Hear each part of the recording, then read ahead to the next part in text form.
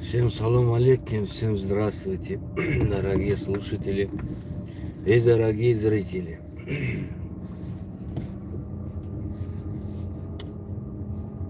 Будем говорить на русском, но я не русский учитель и не русский. Ну, стараюсь, хоть с акцентом, хоть с ошибкой,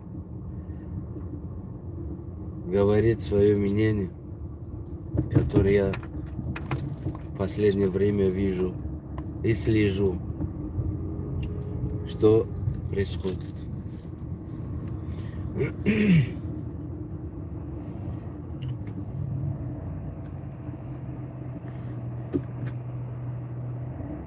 Давайте начинаем от того, что от переговора, который в данный момент происходит.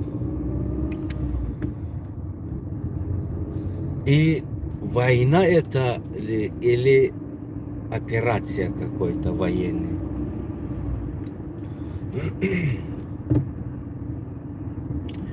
Я буду говорить свое мнение, то, что я вижу. Вот. И вы будете писать на комментарии свое мнение тоже. Смотрите. Россия утверждает, что Украина проходит просто военные операции. Спасение украинский народ от бандеровцев. Хорошо.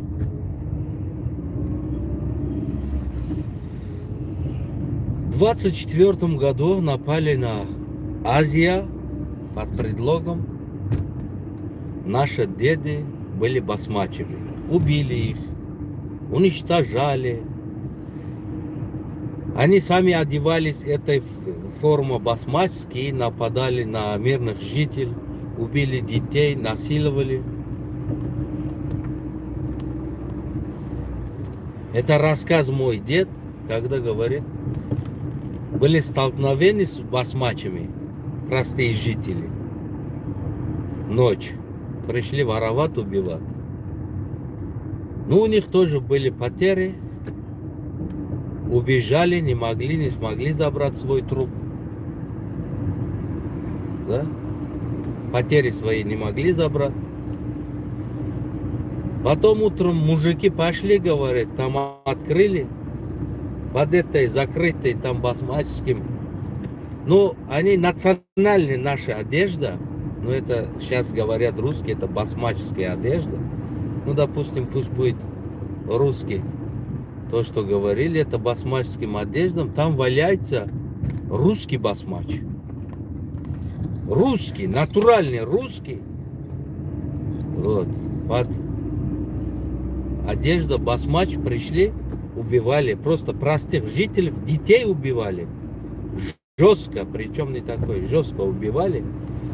А в этот момент сопротивляли вот, мужики этого села, Кишлака. Вот. Убытие там, который умер, русский. Сразу в следующий день пропаганду пускали, потому что они понимали, что не могли забрать свой труп, чтобы люди не догадались. Здесь были пропаганда, что один русский солдат якобы продал армию, перешел на сторону басмачев. Вот, понимаете? Ну, это, допустим, хрен с ним, скажем.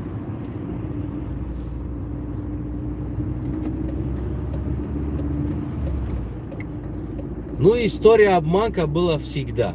Обманывали простых народов. Сейчас 21 век, а не 1924 году сейчас. Сейчас интернет, мир.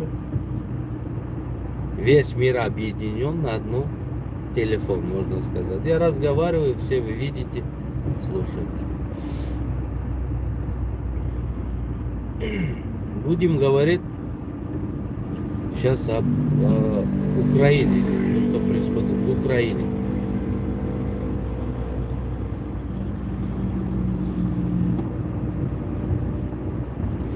Россия утверждает, это спецоперация, которая просто проходит там специально защита народа Украины. Давайте смотрим по человеческим взгляду, а не дебильским взглядом, да? Мы же все такие люди. Специальная операция об освобождении какой-то народа от какой-то терроризма проходит совместно военных сил этой страной. Совместно проходит, как Башар Асад приглашал в Россию спецоперация против оппонента своего. Воевали вместе, бок о бок сирийский солдат.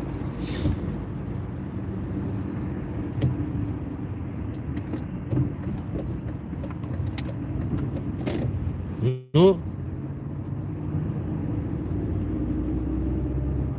сегодня, если я не ошибаюсь, 35 день идет, 36-й день война.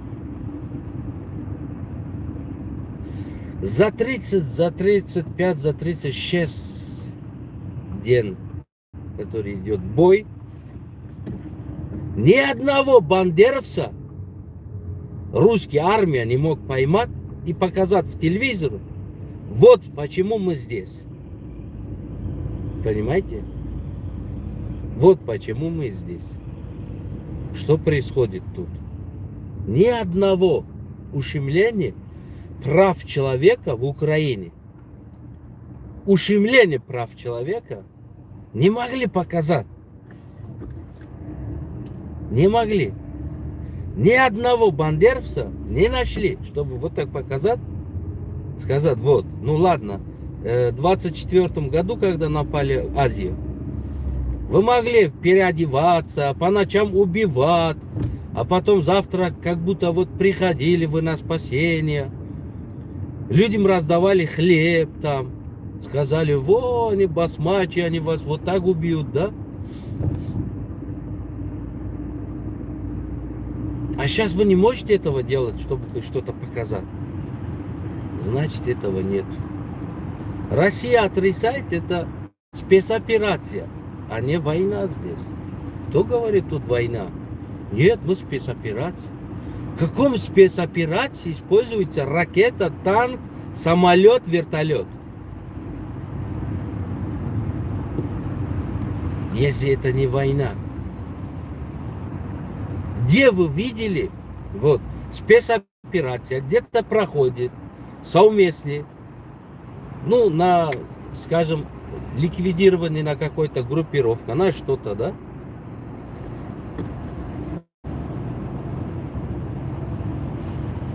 Тогда у России есть своя позиция, например, защищать какой-то вот государственный суверенитет или что-то, или чего-то, или что-то, или какой-то группа. Незначительный групп. Как где вы видели на спецоперации солдата отправляли? Который солдат, вот только он служит 5-6 месяцев. Спецоперации, они, не знаю, профессиональные, которые со стажем бойцы приходят вместе с этой украинским бойцом, они проводят эту спецоперацию, поймают эту группировку. Если не будет точно координат, точно все, точность, да, даже на спецоперации не падает ни одного волоса простого гражданина. Ни одного волоса простого гражданина не падает. Потому что там спецоперация, они специально готовятся, месяцами чертят проект, что там. Они до этого все тихонько ликвидируют то, что опасная зона есть. Ну, то есть эвакуировать, что-то такое. Ну, короче, чистить там от простых народов тихонько, скажет, давай, давай, давай, тихо, тихо. А потом они там что делают? У нас закон такой, идет полиция или это, ты останавливаешься, вот где пропускаешь, проехал, а ты потом начинаешь двигаться. Есть такой закон. Вот. На спецоперация использует ракета, вертолет, танк и полностью военная мощь, полностью военная сила, уничтожает дома, уничтожает больницу, школу, без разницы, все уничтожают. И не стесняя говорит, что это спецоперация.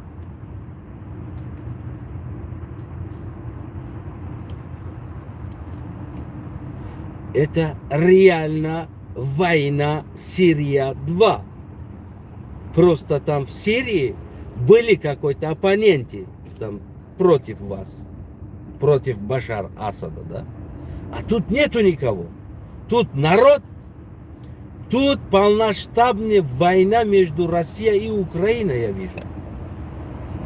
Почему? Потому что нет ни одного, то, что они ищут, нет такого человека. Как говорит Якубович, нет такой буквы. Крути барабан дальше. Нет фашиста, нет бандеровца, нет нациста. Нет такого алфавита вообще-то. В Украине нету такого алфавита. Вот я еду скоро тоже.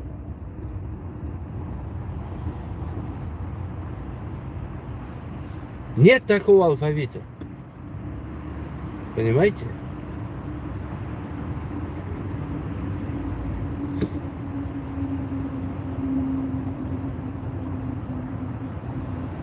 А переговоры будем говорить.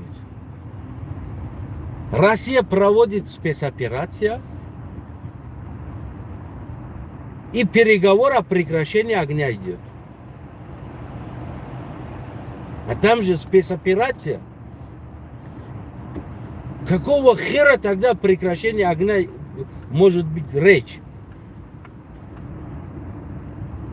Почему на это спецоперация президент Зеленский, президент Украины, дипломаты и остальные депутаты не подписали, что давайте мы будем чистить вот это вот от этого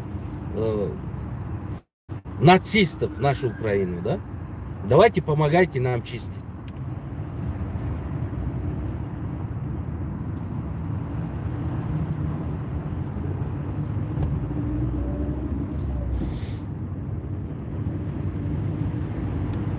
Какого хрена тогда идет речь о прекращении огня, когда там идет спецоперация? С кем тогда вы там сидите в Истамбуле, там Турция, там где-то, там хотите переговорить и сидеть, и там подписывают какое-то о прекращении, об уходе вашей спецоперации. О прекращении вашей спецоперации. Какого хера так где-то идет? Я не понимаю вот это вообще.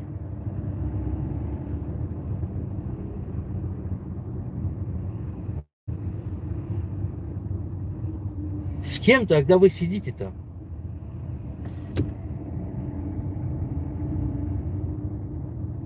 С бандеровцами? С нацистами?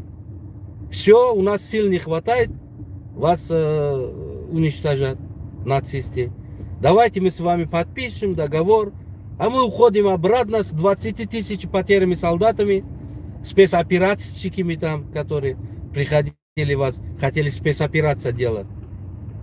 А миллион разговоры, которые воровали, солдаты в ахуе сидели, увидев простых украинцев, как живут там. Вот реально. Смотри, у них все оригинал, а у нас все китайские там. У нас телефон китайский, у нас телевизор китайский, дешевый, у нас это дешевый, у нас это дешевый. Блядь, у них все, блядь, телефон. Айфон у них последний модель солдатов в руках есть. Бля, у них все, бля, конкретно у них. Оригинально у них. Телевизор, смотри, все гаджеты у них. Планшеты, дети играют, оригинальный планшет. А у нас все китайские, подделка. Но я не говорю, китайцы вот производят плохо. Или там некачественно. Да?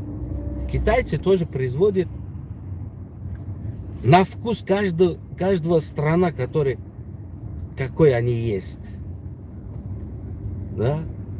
Вот в России, например, пойдет дешевка, которую мы печатаем, хреновка, и отдадим, пусть они используются.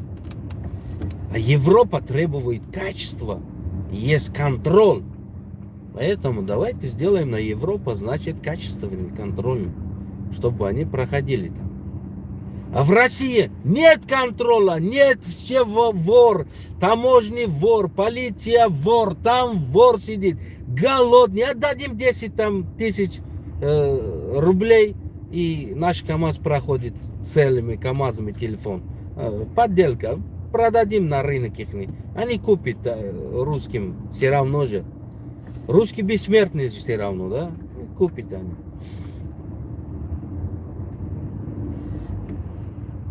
Вот то, что вы видите, Украина, оно тоже производится в Китае, например.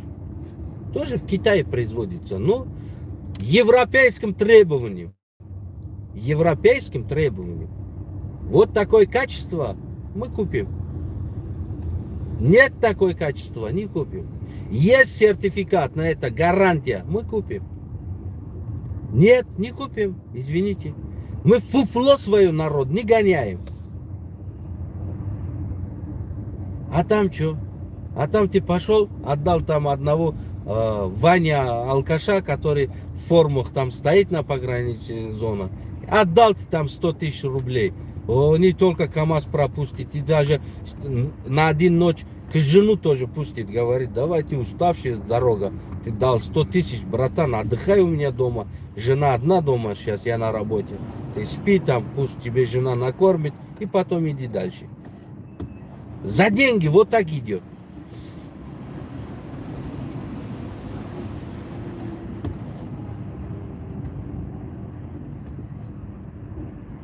Давайте будем говорить о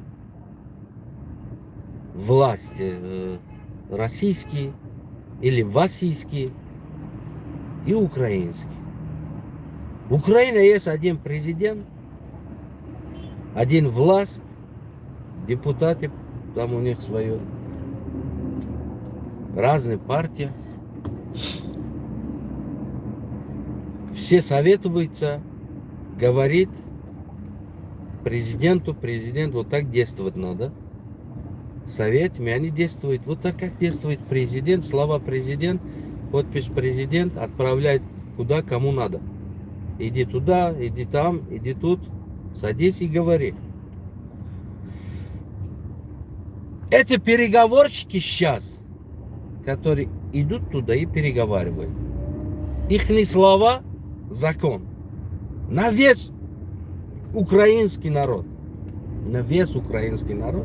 Ихние слова сейчас. Ихний переговор, ихние соглашения. Даже президент это принимают спокойно, уважают и ценят. И весь у них государственный, там, Госдум, все они поддерживают.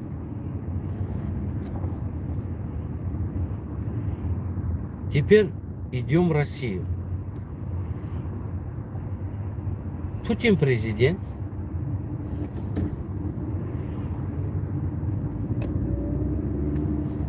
Никто не знает, кто пошел переговорить там. Кто был на переговоре.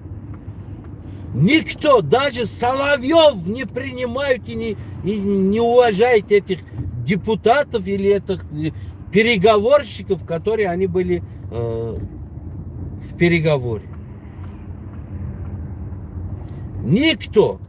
Президента нет. Хер его знает, где президент. Кто идет на переговор? С кем они соглашаются идти туда? Кто эту команду создает, чтобы идите там, переговорите? Путин говорит одно, Соловьев говорит другой, третий командир говорит по-другому. Вот определитесь, прежде чем идти куда-то. Кто такой Соловьев решает судьбу Россию или Украину? Он же какой-то хер-журналист. Вот пропагандон какой-то. Какого хера он имеет право говорить, что он не согласен с переговором? Надо воевать. Надо поставленный цель закончить. Кто он такой? Решают. Вы понимаете? Русский власть. У вас нет власти. Больше у вас есть власть в руках вот это хренного Соловьева. Он спокойно на вас плевал и говорит: не согласен с вами. Просто тут использовать немножечко такой концовка имя Путина. Один человек решает. Если один человек все решает, если все то, что он говорит, то будет, тогда нахуй у вас вот это столько партия и вот это вот то, что государство. Зачем тогда это? Он решает, Соловьев говорит. Или какой-то командир, или какой-то генерал говорит: я нахрен не согласен, мы будем воевать до конца. Вы поймите, знаете, что идет туда? Нет контроля. Там нет контроля. Там кто как хочет, так решает. Кто как хочет, так решает. Соловьев по-своему решает. Это его мнение. Он должен быть так. Просто концовка имя президента, чтобы не сказали, это слова Соловьева. Это слова президента. Все, короче, он говорит и мазает жопу президенту. Вот, это его слова, он отвечает, короче. За это он отвечает. Не я отвечаю. Какого хера он имеет право, Соловьев? Где у вас власть, такого дебила не закрывает? Факт пропагандирует терроризма. 20 тысяч ваших солдат умерли там. Жрут собака.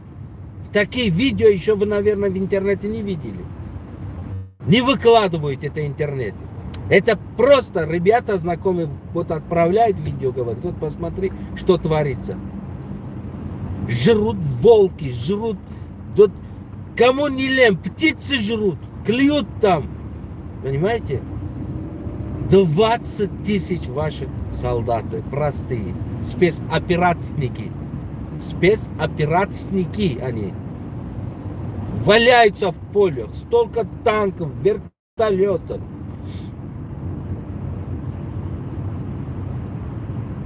Братья-цыгане, которые живут там, все, с ними уже говорить ни о чем. Потому что они будут богатыми скоро. Скоро утихнет, они продадут все цветные металлы, там, не знаю, то, все продадут они. Все. На 10 лет, 15 лет в богатой жизни мы обеспечили все цыганские братья наши, которые в Украине есть. Все, они нажрутся, кайфуют, все. Вот это вот ваша спецоперация.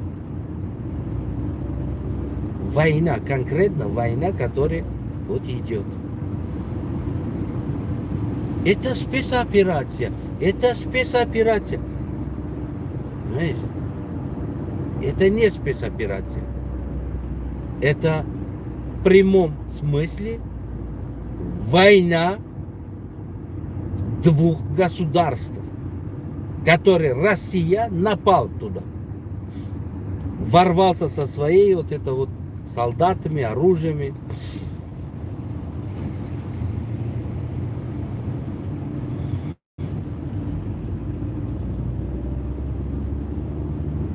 Понимаете? Я охренею, когда вот смотрю, Соловьев решают военный проект, военный план решают Соловьев, один Соловьев. Верьте в это или нет? Соловьев говорит, надо до конца.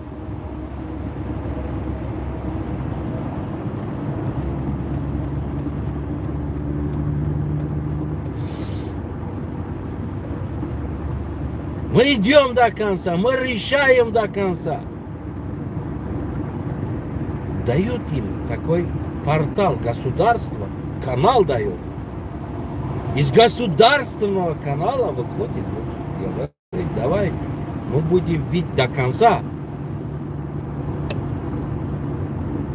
А почему там какой-то родственник Соловьева мы не видим на вооруженных сил России? Наверное, такой возраст у него есть, сын где-то, да? Брат. Почему он сам не идет, если он такой патриот России? Он любит так сильно Россию, он хочет довести эту операцию до конца. А почему эта хрен сам не идет туда? Вот я хочу идти туда, защищать Украину. У меня желание горит просто, горит. Понимаете? И заодно за 1924 году то, что натворили, я хочу ответить за это тоже.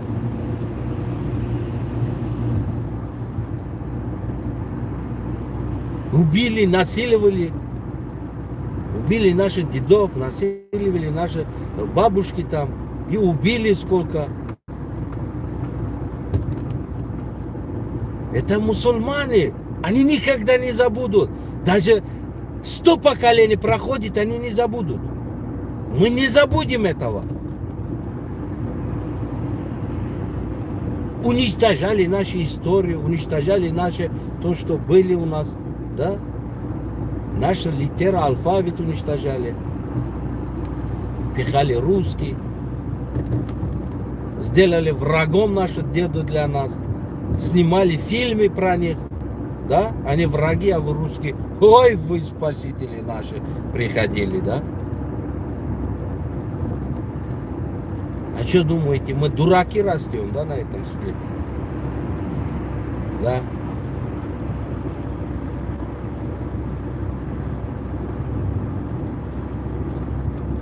Будем каждую нашу улицу переименовать на наших дедов, которые вы их обзывали басмачами, вы террористами обзывали, убивали вы, русские. Каждая наша улица. Будет время, как вы переименовали нашу улицу, на улице Пушкина, Андропова, Буденова, на Сергеева. Мы будем переименовать весь российские улицы на те умерших наших дедов, которые вы убили. Будет время, мы будем весь вашу улицу переименовать. То, что вы говорили, это басмачи, или это того, или убили Сирию там, убили тут, убили столько Украины. В этой солдаты, которые умершие, будем переименовать российские улицы. Мы тоже умеем иногда. Не иногда, мы тоже умеем на самом деле это делать.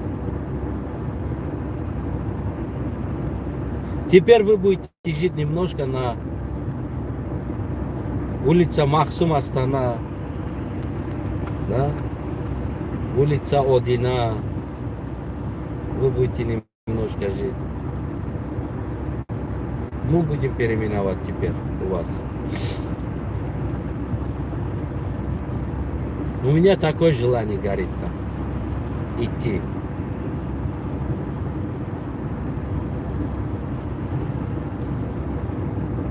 Кто начинал война, а его нету. А может, его вообще нету. Просто взяли другие люди, хотели вот уничтожить эту Россию. И его убрали, поставили его какой-то, не знаю, двойника там. И спрятали этого двойника, пока готовить их. Направили вот вести себя как Путин. Уже Путина нету, может быть, вообще-то.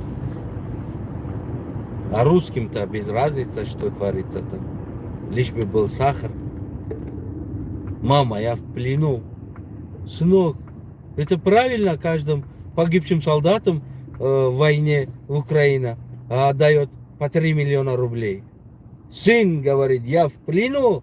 Мать говорит, это правда? Наверное, русские матери там молятся. Дай Бог, пусть умерут мой сын там. Нахрен он, блядь, за 100 лет 3 миллиона не зарабатывает. Пусть там сдохнет, я возьму где-то 3 миллиона. Наверное, все церковь и очередь сейчас. Люди идут там, батюшка, давай молись за мой сын, чтобы там он умер. Я, чтобы здесь получил 3 миллиона или 7,5 миллиона рублей. Походу идет такой сейчас. Ваши русские матерей молятся за вас, солдаты русские, чтобы вы там сдохли. Да, говорит, дай все сила, дай Бог все сила, чтобы грохнули все наши детей. О, мы получили по 7,5 миллиона рублей. Они еще не видели 7,5 миллиона рублей за столько лет жизни свою. Они не видели. Почему? Потому что откуда это 7 тысяч, 10 тысяч, 15 тысяч рублей или 20 тысяч рублей, которые 200 долларов, 180 долларов будет? Вы что думаете, это жизнь, что ли?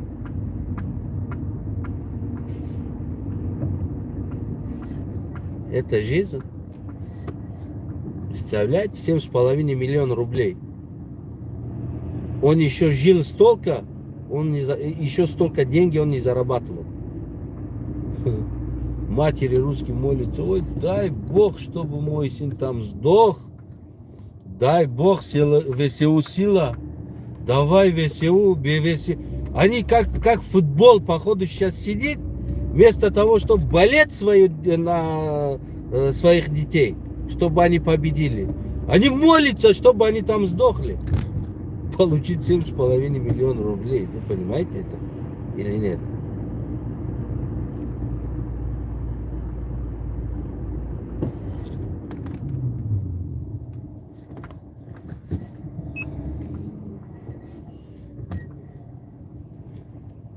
Они молятся. Все молятся, матери. Ну, кого там заберут? Кого в армию заберут? Не идут ни одного, я не видел ни одного сына какой-то там, хотя бы какой-то маленький чиновник, чтобы их дети там какой-то, вот не знаю, где-то на какой-то колхоз работал, вот колхозом управлял, чтобы его сын служил. Нету такого. Их не все дети находятся в Европе. В Германии живут они. Ну, который там плохой, там жизнь абсолютно плохой. Который вот там скучно жить. Вообще скучно. Выходишь, одни Мерседесы спортивные, Ауди, последний модель. Вот вообще жить скучно. Дорога ровная, нету такого, чтобы... Там вообще скучно жизнь в Германии. Заходишь в магазин, все есть. Не ищешь ничего, понимаешь? Не ждешь ничего. Вообще там жизни нету в Германии. Вот в Польше, в Германии, в Франции жизни нету. Абсолютно жизнь скучна для русских. На такое скучное место отправляют воспитать сыну, чтобы он понял, вот так жизнь ты будешь жить. Наказывают они своих детей. Вот так на скучную жизнь отправляют. А где бы Россия, ты ждал, ты бегал, ты бил, тебе били, ты пахал целый день, их зарабатывал хлеб себе только, да? Нет. Польша, Германия, ну, Европа, в общем, Европа, жить скучно, понимаете? Они наказывают детей своих, на такую скучную жизнь отправляют. Смотрите, вот я живу здесь, да? Мне скучно жить здесь. Почему? Потому что все есть. Все есть. Понимаешь? Вот ничего не делаешь, $1000 зарплата получаешь. Понимаешь? Тебе дает квартира, бесплатно дает. Понимаешь? Ты годовой налог собираешь, у тебя что-то недохватка будет, они тебе вернут это деньги, твой налог. Все машины новые, дорога чистая. Все работает. Заходишь в магазин, что хочешь есть, знаешь, вот это вот скучно. Ничего ты не ищешь. Или ты сидишь, заходишь в интернет, вот что хочешь заказывать, вот у тебя будет дома через какой-то 50-60 минут. Вот это вот скучно жизнь. Нет развлечения здесь. Вообще развлечений нет. Особенно вообще скучно. Вот развлечение только одно. Понимаешь? Вот это. Вот. Ты поездил на машину Audi, не понравился. Ты отдал на фирму, да? И поменял свой чек, пошел купил Мерседес. Ты поездил на Мерседес, не понравился, ты поменял на Порш, ты поменял на другой. Вот это вот жизнь разве? А? Как можно на такой жизни жить европейцам, да? Мне скучно, да, такое, понимаете?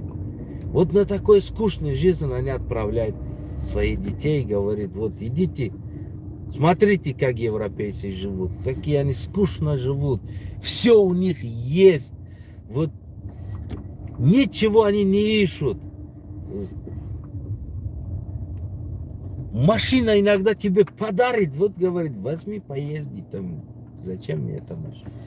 Знаете, вот такой скучный жизнь Европы.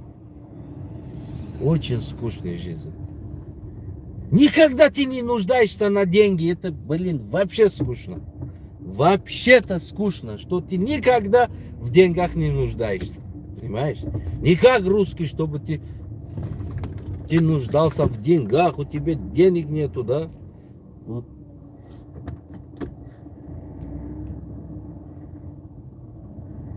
Да? Это скучно, ребята. Жить в Европе вообще скучно. Понимаешь? Поэтому эти чиновники отправляют своих детей сюда, чтобы они скучно жили. Скучно жили здесь. Они поняли, оценивали, какой в России весело. Вот. Ты за водка друг друга убивают, воруют. По ночам не спишь, идешь, воруешь. Понимаешь, такой энергии есть. Вот. Идешь в кафе, драка. Скучно, понимаешь? Выходишь на улицу, нет сигнала машина. Все ездят тихо, по правилам. Такой вообще скучно в Европе жить. Жить в Европе очень скучно. Нет сигнала, нет обгона. Ну, есть иногда редко такой, понимаете? Вот так люди в Европе очень скучно живут. Очень скучно. Тихо по ночам. Вот эта тишина. Нет, никто не орет. Никто не кричит. Вот. Смотришь, вот все новости, они вот ни одного убийства не видишь. Вот целый год живешь, ни одного убийства нету. Ни одного не показывает, что какой-то бабушка за сахаром очередь стоит. Вот. Нигде не показывает, вот кто-то, понимаете, эта жизнь какой скучно. Борьба за жизнь нету. Все.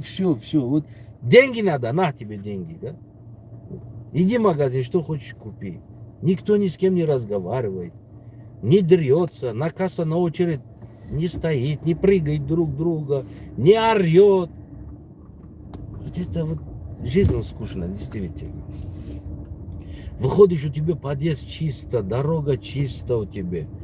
Понимаешь, вот такой вот мусор каждый раз тебе убирают, все чисто, подметают, везде вот. Здесь нету такого, вот ты кто-то такой, тебе нельзя это делать, да, подметать. Здесь все ровно. Вот, например, мне штрафовали, за этот штраф мне отдали 300 часов работы. Вот не знаю, что будет эта работа. Скоро выходит решение суда, да. Я, может быть, пойду мусор почистую. Вот это такой мусор убираю. Вот я вам показываю сейчас. Хочу показать. Вот такой. А может, пойду вот на этом работаю. Вот, смотрите, какой чистый машина. Машина убирает мусор. Ну, оно чистая такая машина, понимаете? Вот. А может, я пойду 300 часов на этом работаю. Так мусор убираю или улицу почистю. Здесь, понимаете, скучно такой, да? За штраф у тебя какой-то, за автомобильный штраф какой-то, да? Тебе дает работа. Вот иди работай, 300 часов работаешь, и они тебе еще деньги за это вычисляют. Блин, вообще скучно жить здесь. Ты работаешь, и тебе еще они деньги дают. Не 100%, но 50% тебе деньги дают. Вот это вот скучно.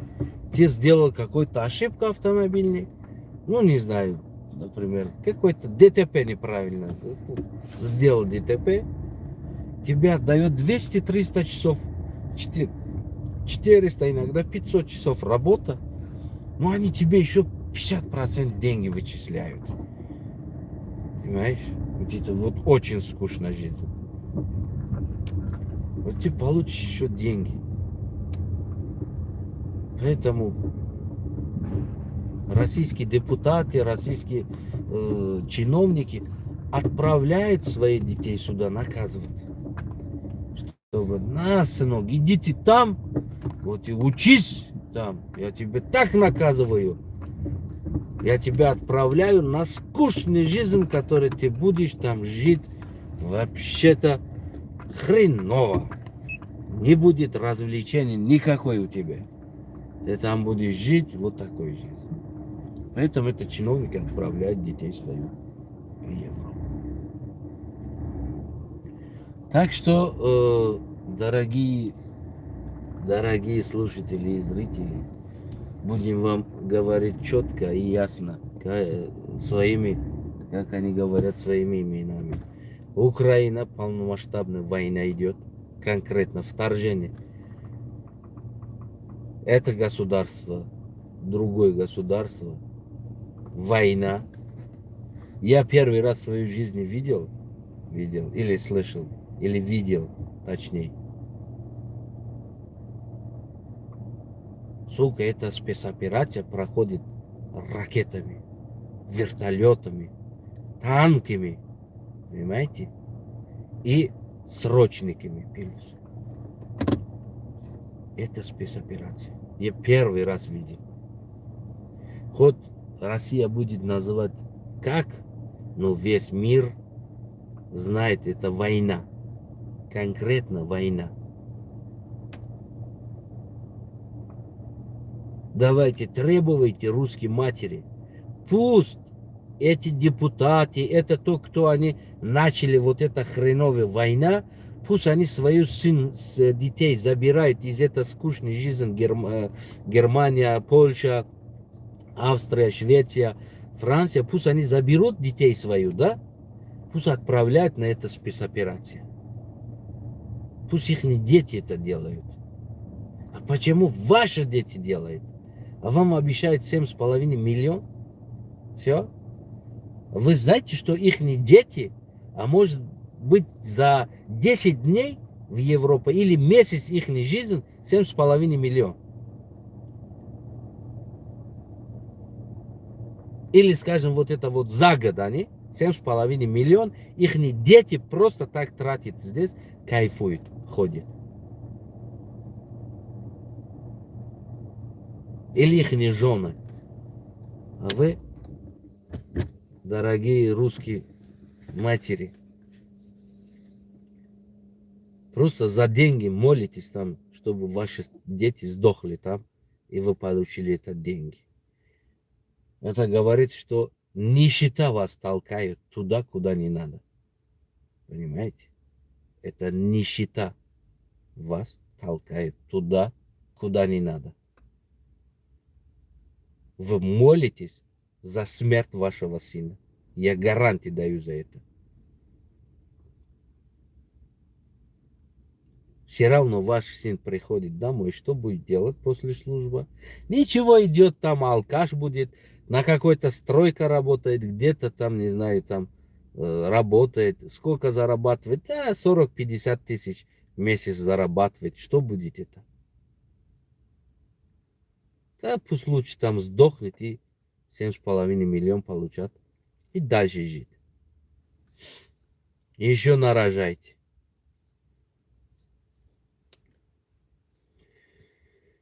И определитесь, Соловьев, командующий президент, эта страна, или какой-то генерал здесь, скажем, глава эта страна, решают, что делать, что не делать. Или вообще-то у этой страны есть президент, парламент, что-то принимает и что-то решает. Или вот это Путин. У вас нет голова, нет хвост. Понимаете? Не видно, что идет туда. Соловьев по-своему комментирует и командует. Какой-то генерал тоже по-своему командует. Какой-то депутат тоже по-своему командует. Там два Скобеева, они выходят по-своему, они решают, что надо делать. Понимаете? Определитесь. Журналист должен свою работу исполнять. А не командовать, а не сидеть. Он больной, его надо лечить. А вы пускали на студию больного, ебанутого человека, чтобы вот ебнутого, вот сиди, ори, кричи здесь. Вот нормально, тебе люди слушают. Вот русский, слушает его, думает, что он нормальный человек, вот что-то, патриотизм там, что-то на какой-то, не знаю, русский патриотизм говорит. Он то ли становится евреем, то ли он становится русским, то ли он становится, не знаю, таджиком, то ли он становится... Он все себе называет. Он оформил себя евреем. Знаете почему? Потому что в Европе, вот после этого геноцизма евреев, который Сталин вместе с Гитлером совместные операции проводили, с геноцидом убили, Европа нет налогов для них. Ну, снимали налоги. Не будет, не платит. Имеешь дом, не платишь налог. Имеешь машину, не платишь налог. Работаешь, не платишь, полный свой деньги получаешь. Страховка, все бесплатно тебе. Все, что тебе будет, бесплатно. Почему? Потому что в 41-45 году, точнее 38-37 год начали совместная операция. Гитлер начал, Сталин присоединился в 41 году. В 1945 году они закончили свою спецоперацию по уничтожению еврейского народа. Это тоже была спецоперация. Ворвались танками, пушками, создали какой-то газовый камера, туда людей убили. Ну, спецоперация была. Проводили спецоперацию.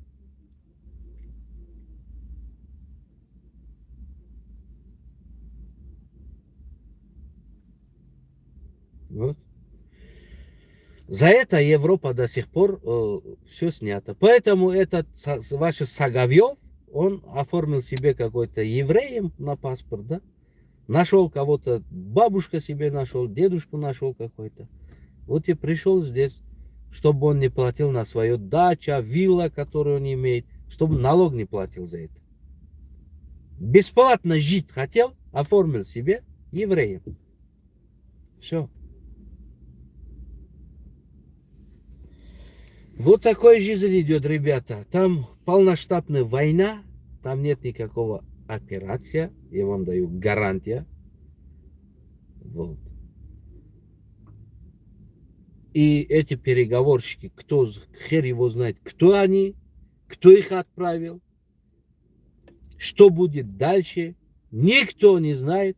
Соловьев в своем там стиле, в своем темпе, в своем тарелке, свой барабан играют, как он хочет, нет контроля, нет ничего, никто его не закроет, нет спецслужбы России, нет КГБ в России, нет полиция, нет МВД, нет, скажем, прокуратуры, ничего нет, чтобы возбудить дело против вот этого хрена и закрыть его, задержать. Или вот это два Сагавьева и Скобеева, два они. Или еще один пидор есть. Вот нет уголовного дела, за вашу пропаганду сдохли столько дети, бля. Столько молодых людей сдохли на вашей вот это хреновой пропаганда. Нет, не откройте дело, не закройте. Нету. Потому что Соловьев командует прокурору, генералу или кого-то. Он командует. Он имеет больше вес. Это говорит, что в России нет закона. Нет конституции в России. Нет этого. Не существует. Нету. Вот кто что хочет, того делает. Вот ты начальник полиции где-то, у тебя есть там 100 подчиненных, ты 100 подчиненных написали, иди там гуляйте, поймайте таджиков, узбеков, закройте их, пишите протокол, что он писал там, что он там какал, что он там пукал. Давайте на общественное место пукал, на общественное место какал, на общественное место писал, на общественное место это, на общественное место другой. Как будто мы все барани не понимаем. Вот на общественное место.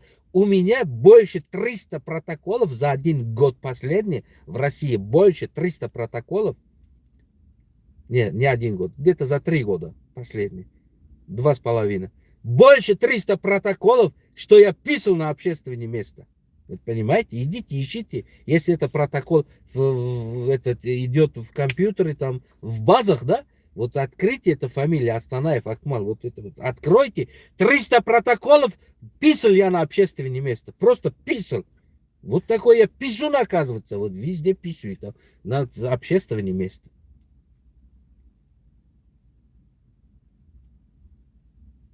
Вот ты хочешь, давай платишь 5000 и идешь. Или не хочешь, ты будешь сидеть за это. Потому что у тебя есть протокол. Вот эти писал. На общественное место.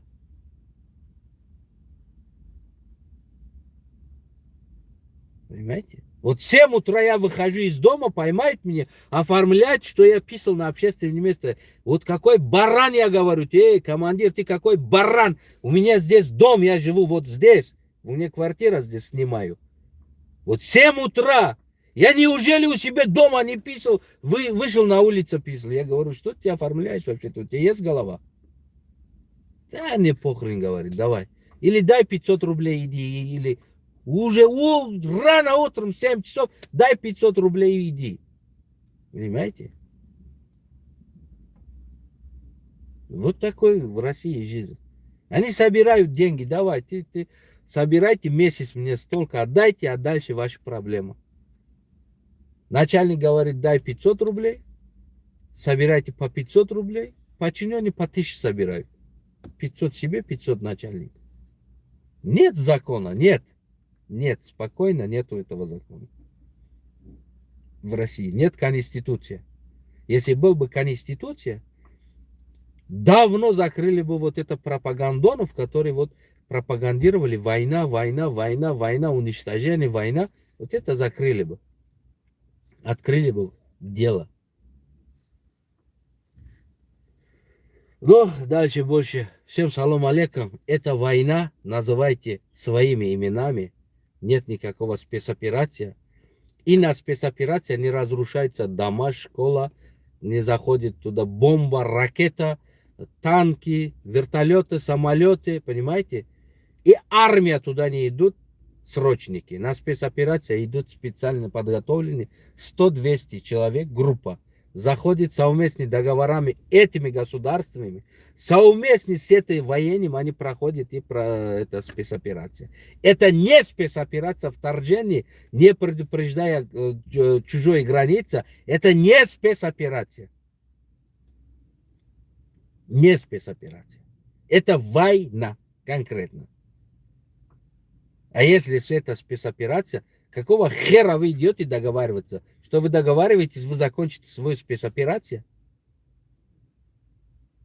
Все, мы 20 тысяч солдат потеряли, столько танков потеряли, вертолет потеряли, самолет потеряли, дома разрушили, все разъебали, и все, мы теперь не будем дальше. Дальше не будем. Все, давайте подписываемся договор, и мы уходим.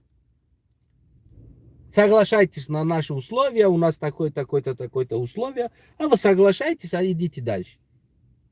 Украинцы принимают ваши условия. Это поймите. Ни одной. При условии вы уходите, восстанавливаете все эта территория, ущерб будете платить, будете на все убитых платить, отдавать обратно Донбасс и этот, и еще какой-то часть территории вашей отдадите обратно. Вот. И будете еще под санкциями жить. Я вам это говорю. Это не в 24 году, чтобы никто не знал, вы как убиваете узбеков, таджиков, киргизов, казахов там. Это не то году, не тот год, чтобы никто не знал. Якобы вы тоже нас освободили от наших дедов. И убив наших дедов, таджиков убили таджиков, таджиков освободили от таджиков. Как это понимать? И какой-то фильм гоняли, что какие-то группировками там убивали, насиловали. Там народ были жертвами этими, а вы какой-то спаситель от Бога. Вот приходили, нас спасли. Да? И все наши богатства забрали, золото там, что есть. Все копали, забрали. И потом поставили концовка вот имам Али Рахмона свое тоже, да? Чтобы дальше танцевали. Вот теперь у нас ничего нет, только кроме танца. А мы танцуем всегда сейчас. Вот такой ситуация. Дальше будет салам алейкум всем, ребята. С вами был Астанаев. Комментировал, говорил свое мнение. Дальше вы будете писать в комментариях. Еще до завтра, или до вечера, или до послезавтра. Посмотрим, следим, что, как идет ситуация. И мы комментируем еще это. Я говорю свое мнение. Салам алейкум, слава Украина, героям слава. Живе Беларусь, алга Казахстан, озоди ба Таджикистан. Мы все равно Казахстан, Таджикистан, Украина и остальные диктаторские страны, ну, которые немножко поменялись, или они поменяются на погода, свободу, или тоже будет люди насильно поменять на погода, свободу. Будем все вместе, Казахстан, Киргизстан, Узбекистан, Таджикистан, Украина, Турция, Азербайджан. Мы все создадим союзный мир, который у нас не будет вот такой диктатура, вот такой вот пидоразизм, который сейчас идет, такого не будет. У нас будет свободно и спокойно отношение. И Иран, и Афганистан тоже надо почистить тихонько и направлять туда. Будет мир, пусть потом русский посмотрит, как люди живут, пусть они свое фанатизм, свое вот это вот маджнунизм, который русский велик, мы контролируем мир, пусть они так и будут, мечтают сами себе и поживут. А теперь мы будем переименовать все российские улицы на героев наших дедов, наши, то, что которое сейчас происходит, где Сирию, где убили русские, бомба русские солдаты, убили людей, героев, которые они защищали свою страну. Будем весь Россию переименовать, весь улица Россия на имя этих героев. Пусть они поживут. Мой дед, прадед и отец, и я, мы жили на улице как это говорят, на Буденов.